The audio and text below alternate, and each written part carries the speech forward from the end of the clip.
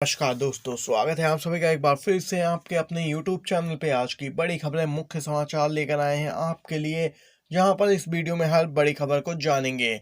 आप लोग वीडियो में साथ में बने रहिए। वहीं दोस्तों, खबरों की तरफ चलने से पहले अगर आप लोग हमारे चैनल पर नए हैं तो चैनल को सब्सक्राइब कीजिएगा और बड़ी खबरें आप तक पहले पहुंचे इसके लिए घंटी के आइकन को जरूर दबाइएगा। और आप भी मानते हैं कि 24 के आम चुनाव में इंडिया गठबंधन बहुत शानदार प्रदर्शन कर सकता है, तो एक लाइक वीडियो को जरूर कीजिएगा दोस्तों। पहली बड़ी खबर आ रही है। बड़ी खबर दोस्तों, नागपुर में हुई कांग्रेस पार्टी की महारैली। सभी दिग्गज कांग्रेसी मुख्यमंत्री, पदाधिकारी और वरिष्ठ नेता शामिल हुए। इस दौरान राहुल गांधी ने ऐसा जबरदस्त भाषण दिया कि सुनने वाले सुनते रह गए। बीजेपी वाले तो दोस्तों एकदम से भौचक्के हो गए। और दोस्तों, बीजेपी बैकफुट पे आ गई जब राहुल गांधी ने आरएसएस और बीजेपी पर एक साथ हमला बोला। राहुल गांधी बोले, आरएसएस के लोग देश को आजादी से पहले वाले दौर में ले जाना चाहते हैं। इसके साथ ही दोस्तों, भाषण के दौरान राहुल गांधी ने एक बीजेपी सांसद का जिक्र किया। राहुल गांधी ने बताया कि एक भाजपा सांसद ने मुझसे कहा, बीजेपी में गुलामी चलती है, ऊपर से ऑर्डर आता है, हमें मानना पड़ता है। कांग्रेस नेता राहुल गांधी ने बीजेपी पर हमला करते हुए कहा कि किसी की सुनी नहीं जाती है, ये लोग सारी संस्थाओं पर कब्जा कर रहे हैं। संघ की पैठ सभी संस्थाओं में बनी है। कांग्रेस नेता राहुल गांधी ने आगे बीजेपी पर हमला करते हुए कहा कि विचारधारा की लड़ाई चल रही है। इस लड़ाई की नींव विचारधारा की है। दो विचारधाराओं की लड़ाई हो रही है। उन्होंने इस दौरान जाति जनगणना और रोजगार सहित कई मुद्दों का जिक्र भी किया। नागपुर में कांग्रेस की तैयार है हम। रैली में पूर्व अध्यक्ष ने दावा किया कि बीजेपी के कई सांसद मुझसे मिलते हैं। मुझसे एक बीजेपी का सांसद लोकसभा में छुपकर मिला। वह मुझसे कहता है बीजेपी में रहकर सहा नहीं जाता, ऊपर से आदेश आता है जो मानना पड़ जाता है। गुलामी चल रही है। बीजेपी में इन दो लोगों की ही चलती है। दोस्तों, वो दो लोग कौन है आप समझ सकते हैं। आप दोस्तों को बताते चलें। इसके साथ ही राहुल गांधी ने यहाँ पे बड़ी बात कही। उन्होंने कहा कि केंद्र में सरकार में आते ही सबसे पहले हम जातीय जनगणना कराएंगे।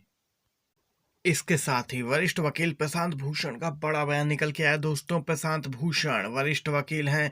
ईवीएम के मामले पर फिर से मोदी सरकार को घेरा है। प्रशांत भूषण बोले, पहले बीजेपी के लोग भी बैलेट पेपर की मांग करते थे, अब सत्ता में आने के बाद क्यों बदल गए हैं। लगातार ईवीएम और वीवीपैट का मुद्दा दोस्तों गरमाया है। गड़बड़ी की आशंका जाहिर की जा रही है और मांग की जा रही है बैलेट पेपर से चुनाव हो। वरिष्ठ वकील प्रशांत भूषण की प्रतिक्रिया आ गई है। प्रशांत भूषण ने कहा कि बैलेट पेपर से चुनाव कराने में आखिर क्या दिक्कत है, जब सभी विकसित देश भी इसी सिद्धांत पे चल रहे हैं कि ईवीएम में गड़बड़ी हो सकती है, वह भी ईवीएम से चुनाव नहीं कराते, तो फिर हमें इतनी जल्दी क्या है। कुछ समय ही तो लगेगा, बैलेट पेपर से चुनाव हो लेकिन निष्पक्षता तो बनी रहेगी। ये तो प्रशांत भूषण की प्रतिक्रिया थी। इसके साथ ही शिवसेना उद्धव बाला साहेब ठाकरे के नेता संजय राउत ने ईवीएम पर जोरदार निशाना साधा है और प्रधानमंत्री मोदी को घेरा है। संजय राउत राज्यसभा सांसद बोले, ईवीएम है इसलिए आप हैं, जनता आपके साथ नहीं है। संजय राउत का ये बड़ा बयान दोस्तों अब सोशल मीडिया पे काफी वायरल हो रहा है। संजय राउत भी ईवीएम के खिलाफ मोर्चा खोलते हुए दिख रहे हैं और देश में लगातार यहाँ पे मांग बढ़ती जा रही है कि ईवीएम के बदले यहाँ पे बैलेट पेपर के माध्यम से चुनाव कराए जाएं, क्योंकि आप सभी जानते हैं अगर ईवीएम से चुनाव हुए तो बीजेपी वाले जैसा कह रहे हैं कि 400 से ज्यादा सीटें लेकर आएंगे, ठीक वैसा देखने को मिल भी सकता है। कन्हैया कुमार बीजेपी को घेर रहे हैं। दोस्तों, इस समय की बड़ी अपडेट निकल के आ रही है। कन्हैया कुमार का बयान, जो कल तक अंग्रेजों के साथ चाय पर चर्चा करते थे, हमने उन्हें आज देश बेचते पकड़ लिया है। इसके साथ ही कांग्रेस नेता इमरान प्रतापगढ़ी का बड़ा बयान, बीजेपी वालों को निशाने पे लिया। कहा कि कांग्रेस आज भी है, कांग्रेस कल भी रहेगी। गौरतलब है कांग्रेस मुक्त भारत की बात कही जाती है, जिस पर इमरान प्रतापगढ़ी ने बीजेपी आरएसएस को निशाने पे लिया है और कहा कि कांग्रेस ने देश को आजाद कराने में अहम रोल निभाया था। कांग्रेस आज भी है और कल भी रहेगी। बीजेपी वाले सिर्फ सपने देख रहे हैं और यहाँ पे जुमले फेंकते हैं। इमरान प्रतापगढ़ी का बड़ा बयान। वहीं इस समय की बड़ी खबर निकल के आ रही है। 24 का आम चुनाव आ रहा है, इसके लिए अब महंगाई कम करने पर बीजेपी जोर दे रही है। पेट्रोल डीजल की कीमतों में जल्द कटौती की संभावना है। सूत्रों के हवाले से बड़ी खबर, 8 से 10 रुपए प्रति लीटर तक कटौती की संभावना दिख रही है। कीमत कम करने पर सरकार ने किया है मसौदा तैयार। साल के खत्म होने से पहले हो सकती है नई कीमतों की घोषणा। दोस्तों, पेट्रोल डीजल की कीमतें जल्द यहाँ पे घटती हुई देखी जा सकती हैं। असर है 2024 के आम चुनाव का। जनता को एक बार फिर से बरगलाने की कोशिश की जा रही है। कैसे भी उन्हें भ्रमित किया जाए, इसके लिए मसौदा भी तैयार हुआ है। पेट्रोल डीजल की कीमतें कम करके यहाँ पे संदेश दिया जाएगा कि महंगाई कम हो गई है, बीजेपी आपका साथ दे रही है। इस प्रकार की यहाँ पे दोस्तों सूत्रों के हवाले से खबर निकल के आई है। तो दूसरी तरफ प्रियंका गांधी की मुश्किलें बढ़ती हुई देखी जा रही हैं, क्योंकि कृषि भूमि डील मामले में ईडी ने चार्जशीट में किया है नाम शामिल। प्रियंका गांधी नागपुर में थीं, तभी खबर पहुंच गई कि ईडी ने चार्जशीट में उनका नाम शामिल किया है। लोकसभा चुनाव को लेकर देश में जारी सरगर्मियों के बीच प्रियंका गांधी की मुश्किलें बढ़ गई हैं।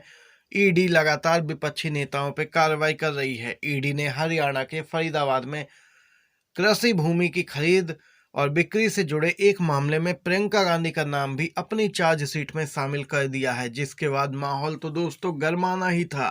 कांग्रेस एकदम से हमलावर हो गई और बीजेपी को घेरने लगी।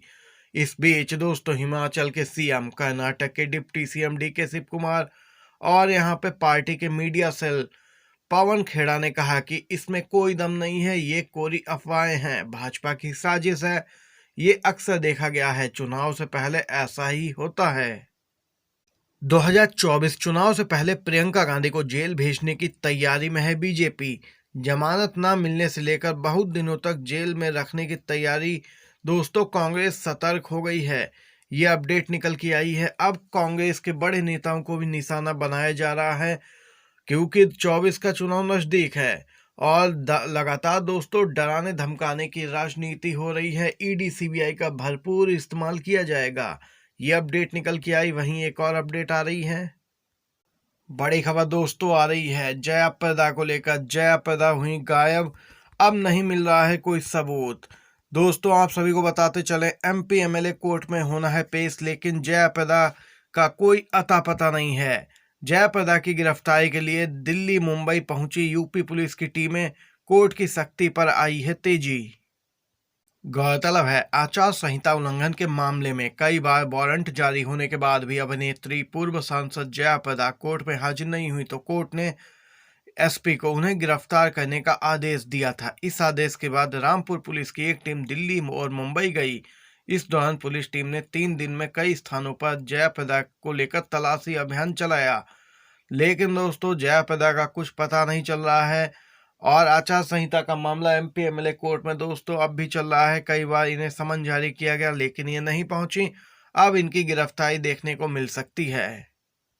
सूत्रों के मुताबिक खबर आ रही है, इंडिया गठबंधन की सीट का बंटवारा उत्तर प्रदेश में कुछ इस प्रकार से हो सकता है जो समीकरण बताए जा रहे हैं। 60 सीटों पर समाजवादी पार्टी, 10 पर कांग्रेस, 7 पर आरएलडी और 1 सीट दोस्तों भीम आर्मी प्रमुख चंद्रशेखर आजाद को दी जा सकती है, नगीना लोकसभा सीट। ये आज की बड़ी खबरें थी, मुख्य समाचार। वीडियो पसंद आया हो आपको तो लाइक कीजिएगा। अगर आप चैनल पर नए हैं तो चैनल को सब्सक्राइब करके घंटी के आइकन को जरूर दबाइएगा। वीडियो देखने के लिए धन्यवाद। जय हिंद, जय भारत।